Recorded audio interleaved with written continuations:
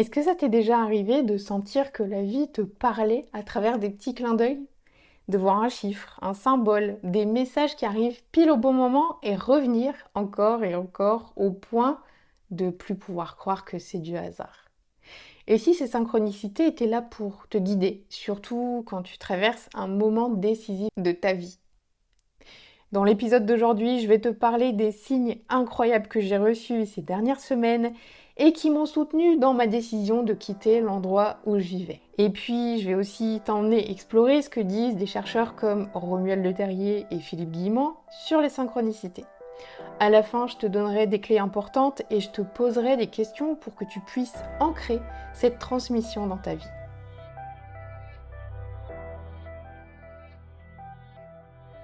Salut tout le monde et bienvenue dans ce nouvel épisode de Chronique Cosmique. Aujourd'hui, je vais te parler des signes et des synchronicités et de comment est-ce qu'on peut entrer en dialogue avec la magie de la vie.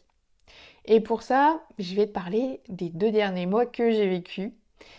Dans mon dernier épisode, je t'avais partagé une phrase qui m'accompagnait ces derniers temps: saute et le filet apparaîtra. Je t'avais dit que j'avais une décision à prendre et que c'était pas une décision simple. Cette décision, c'était celle de quitter l'endroit où je vis après ma séparation. Et je pouvais encore rester là, dans le confort de ne pas partir, c'était une possibilité. Mais mon fort intérieur m'a montré maintes et maintes fois que c'était pas bon pour moi et que ça me faisait stagner dans un endroit où je pouvais plus rien construire. Voilà à peu près le décor dans lequel je me situe pour te parler de toute la magie qui m'est arrivée en soutien, pour m'aider à prendre cette décision et qui m'a montré à chaque fois que j'étais pas seule et que j'étais soutenue. Dans la deuxième partie du podcast, je te parlerai de ce que j'ai compris de tout ça par rapport à certaines lectures, comme celle de Romuald Le Terrier et Philippe Guillemont, qui ont cette même vision quantique des synchronicités. Alors, tout a commencé début août. Je me posais déjà sérieusement la question de quand j'allais partir et où. Et puis, à un moment, je me suis vraiment dit qu'il fallait que je prenne cette décision, que je sorte de cette zone de confort qui ne pouvait plus durer éternellement. Vivre seul à 80% du temps, avec pour seul voisin des troupeaux de moutons et des chiens de ferme, ça me ressemble moyennement. Moi, j'aime être en lien avec les autres, alors c'est un petit peu pas terrible. À ce même moment où je commence à chercher des solutions pour l'après, arrive quelque chose de vraiment étrange. Je commence à voir des chiffres 32 partout. 32 étant mon chiffre préféré, forcément je commence à y porter attention assez vite. Et puis ça s'amplifie une journée bien précise, le dernier jour des vacances que je passe en Ariège. Je sors de l'hôtel, et là, il y a un homme qui porte un t-shirt de foot avec un gros 32 dans le dos. Ensuite, je vais au marché des potiers. Et en marchant dans la rue, j'ai une pensée bien précise sur le fait de partir. Je tourne la tête à ce moment-là et je suis au numéro 32. Au marché, je cherche une tasse artisanale pour mes cérémonies de cacao et mon matcha. Donc 5 minutes après avoir vu le dernier 32, je retourne une tasse sur laquelle je flash littéralement et elle est à 32 €. Là, je me dis que ça commence à faire beaucoup pour que ce soit juste des coïncidences. Et ça s'arrête pas en fait. Ça continue jusqu'à fin septembre. Parfois jusqu'à 10 fois par jour. Et là, j'en parle à une amie. Et juste après lui avoir dit ça, j'ouvre l'application des résonances de Schumann. Puis je l'ouvrais plus beaucoup à ce moment-là. Et puis là, je l'ouvre, je sais pas trop pourquoi. Et puis là, le spectrogramme, mais aussi l'amplitude, sont tous les deux à 32%. Ensuite, il y a un vieil ami qui me souhaite mon anniversaire et qui m'envoie la dernière production vidéo qu'il a faite. On y voit un DJ qui mixe tout en haut d'une tour gigantesque à Bruxelles. Et la caméra, en fait, elle va du bas jusqu'en haut. Et puis, elle prend l'ascenseur jusqu'au 32e étage. Tout ça, ça me scotche, en fait. À chaque fois, je suis scotchée sur place. Je suis sonnée, et puis je ris. Et je ris avec mes guides, je ris avec l'univers. Je me sens, en fait, tellement en lien à chaque fois. Et c'est fou, en fait, parce que ça s'enchaîne. Je vois pas d'heure miroir, je vois pas de 111 non plus. Je vois des 15h32, des 18h32, des 22h32. Et donc ça, tous les jours, jusqu'à un moment bien précis. Le jour où je fais la démarche de louer un box pour entreposer toutes mes affaires. J'ai sauté. Et tout le long, la magie de la vie, elle était là pour me soutenir. Depuis ce jour, les 32 se sont arrêtés. Et certaines personnes cartésiennes diront que c'était un biais de confirmation. Et je t'en ai déjà parlé pas mal de ce biais de confirmation. C'est un tour de notre cerveau qui nous fait voir ce qu'on veut voir partout, en sélectionnant et en scannant notre environnement pour ne plus voir que l'élément en question et en éliminant tous les moments où on ne le voit pas. Mais quand ça arrive de manière vraiment curieuse, et parfois plus de 10 fois par jour, que ça provoque des émotions, et que ça commence à un moment bien précis et que ça s'arrête à un moment bien précis aussi, bah tu sais que ce ne sont pas des biais, mais tu sais que ce sont le langage de l'univers en fait. Et puis la magie de la vie, elle s'arrête pas à ce chiffre, parce que les messages, ils sont venus de plein d'autres manières. Un jour, Elsa, une auditrice du podcast, m'envoie un message.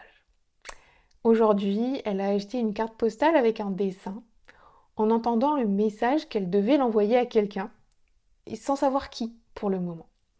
Et en voyant ce que je publiais cet été, elle a su que cette carte, elle était pour moi. Elle me demande donc mon adresse, et comme je ne vais pas toujours voir mon courrier, je la trouve probablement quelques jours après qu'elle soit arrivée. Cette carte postale, elle me montrait un joli pingouin sur un fond violet. La voilà. Elsa a pris soin de m'écrire un petit mot et d'y glisser une photocopie de la symbolique du pingouin.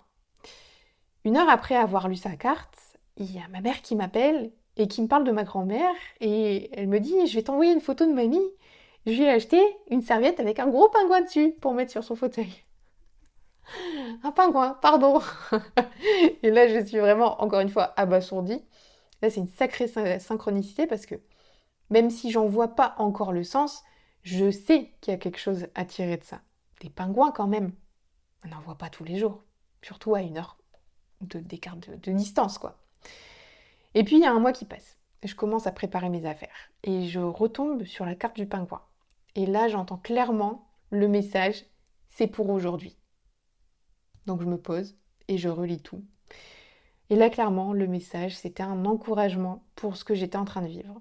Il parlait de dépouillement, que je devais laisser mes plumes pour le moment, mais qu'elles allaient repousser et que j'avais pas à m'en faire. Donc il y a de l'émotion qui vient avec ça, évidemment. À ce moment-là, je me sens soutenue. Et je sais qu'Elsa, elle a été la messagère et une actrice de cette étape de ma vie. Alors merci infiniment Elsa.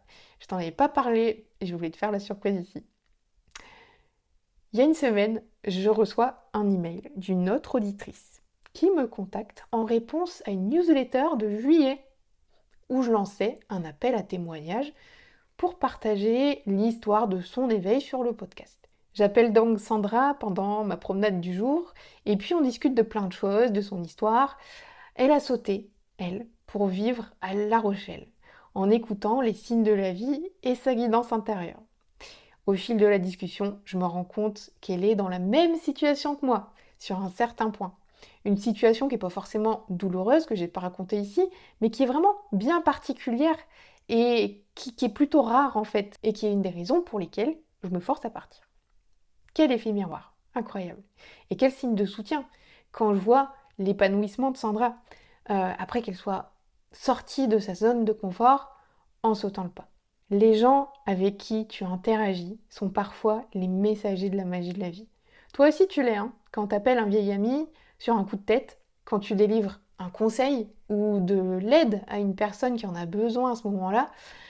Et c'est toujours quand tu suis tes élans du cœur comme l'ont fait Sandra et Elsa. Donc fin octobre, j'irai voir Sandra, elle sera l'invitée du podcast, parce que je suis les signes de la vie. Parce que en plus de ça, cet été, j'avais eu des synchronicités avec La Rochelle. Et j'avais pas pu y aller parce que j'avais dû écourter mon road trip. Alors peut-être que c'était avec fin octobre que ça correspond. On verra. Autre synchronicité qui arrive pile poil au bon moment, je reçois le nouveau livre de Julie Ewa, Au-delà, quand l'expérience défie la science. C'est un livre qui raconte l'histoire de son éveil et qui a commencé par un voyage astral qu'elle n'avait pas du tout provoqué elle-même. Et donc, c'est devenu l'objet de ses recherches et de ses expérimentations. Donc ce livre, il arrive juste au moment où je demande à l'univers, bon alors, qu'est-ce que je fais le mois prochain? Où est-ce que je vais? Dans quelle région? Envoyez-moi des signes. Si tu m'écoutes depuis un petit moment, tu sais que j'adore faire ça et que c'est pas la première fois que je le fais et puis que ça m'a toujours apporté que du bon. Bien sûr, après, je pose le pour et le contre, je décide consciemment de ce que je vais faire, j'envisage toutes les options, et j'utilise aussi mon mental, hein, voilà, je ne suis pas du tout en mode rejet du mental ni de l'ego. Mais je demande, voilà, d'être guidée, et puis c'est ma manière à moi, hein, d'être en lien avec la magie de la vie. Et donc, tu sais aussi que j'écris beaucoup. Et ce soir-là, justement, j'écris quelques pages à propos de mon départ. Et puis, j'écris une phrase bien précise. Débarrasser le plancher. 5 minutes après, je commence le livre de Julie. Elle parle de repartir sur les routes avec son van. Bon, déjà, je me dis, tiens, c'est bizarre. Il y a quand même une sacrée résonance. Parce que repartir en van, c'est quelque chose que j'ai envisagé, mais que voilà, il me fallait un petit peu de courage parce que maintenant j'ai Floki, c'est pas pareil de dormir avec lui dans le van, c'est un peu différent, et puis en octobre il fait aussi 8 degrés la nuit. Donc voilà, je me posais un peu de questions. Bref, je continue à lire. Et dans les toutes premières pages, Julie, elle écrit cette phrase: débarrasser le plancher. Imagine ma stupeur de voir cette synchronicité. C'est quand même pas une phrase qu'on entend tous les jours. Et surtout quand on la rencontre 2 fois à 10 minutes d'écart. Le lendemain, j'avais enfin le courage de louer un box et de prévoir mon road trip et ce que j'allais faire cet hiver. Les 32 s'arrêtaient et je me sentais enfin en paix avec ma décision. Je profite donc de ce podcast pour te parler de mon projet d'octobre. Je pars en road trip, du coup, avec Floki. Je pars de la région de Pau. Et dimanche 5 octobre, je serai au salon du bien-être de Florac, en Lozère. Donc si tu es dans le coin, n'hésite pas à venir nous faire un coucou. Ensuite, je vais passer quelques jours avec Sandrine Philippe-Charrère, que j'ai déjà invitée sur le podcast. L'idée, c'est d'aller à la rencontre de personnes éveillées qui pourraient me raconter l'histoire de leur éveil en vidéo, voilà, pour la nouvelle chaîne YouTube.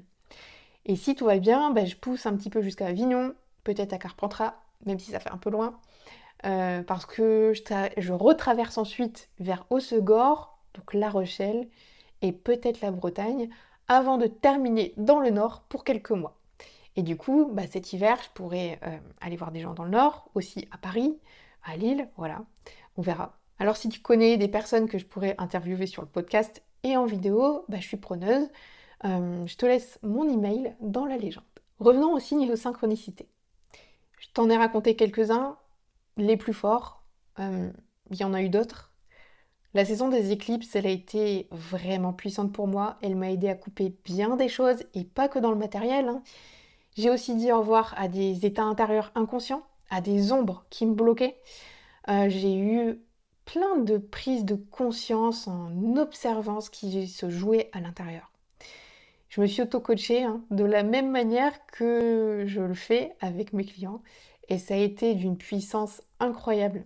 En fait, je me suis réalignée. Je savais qu'il y avait quelque chose qui tournait pas rond, et cette période hyper puissante, en fait, elle m'a aidée à aller adresser tout ce qui devait l'être.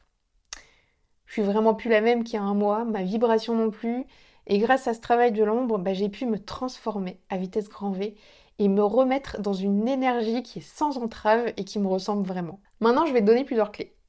Elles ont toutes été illustrées par ce que j'ai vécu cet été. Je les connaissais, du coup, j'ai pas eu de mal à comprendre tout ce qui se tramait.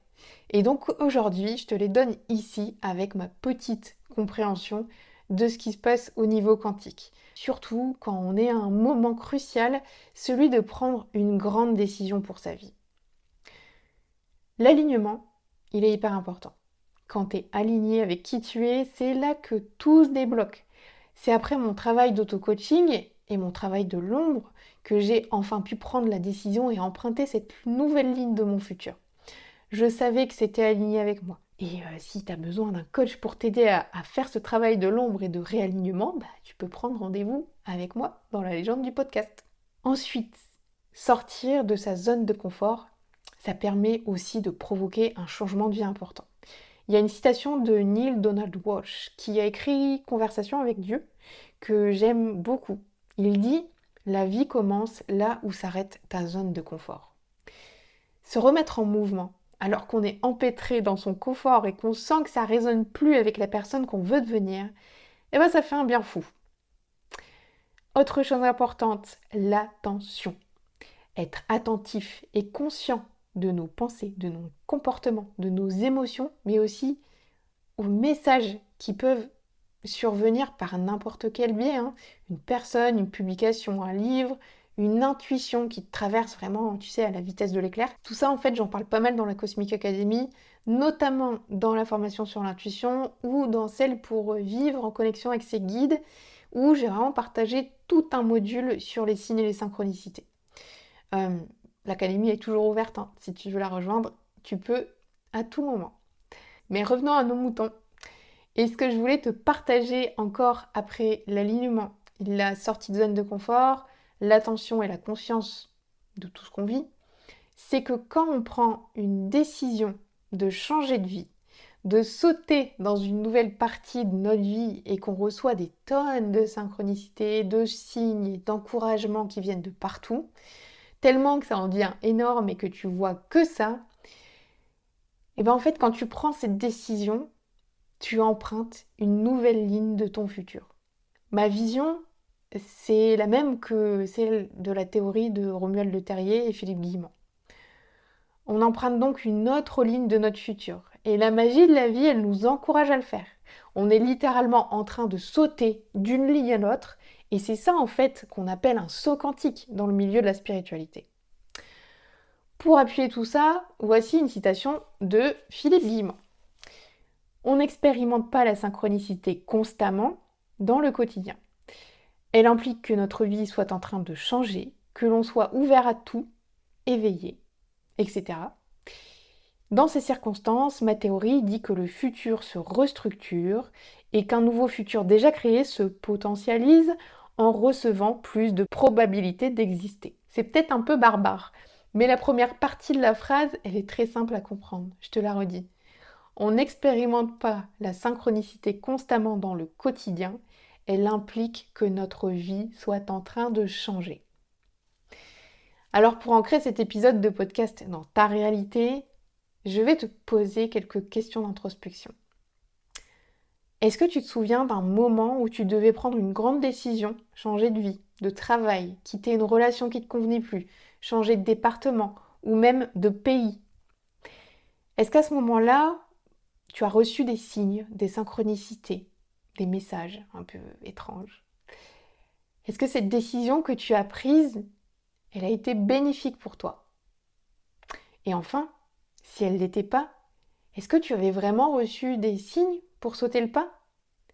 Ou est-ce que tu te sentais vraiment aligné avec toi-même à ce moment-là?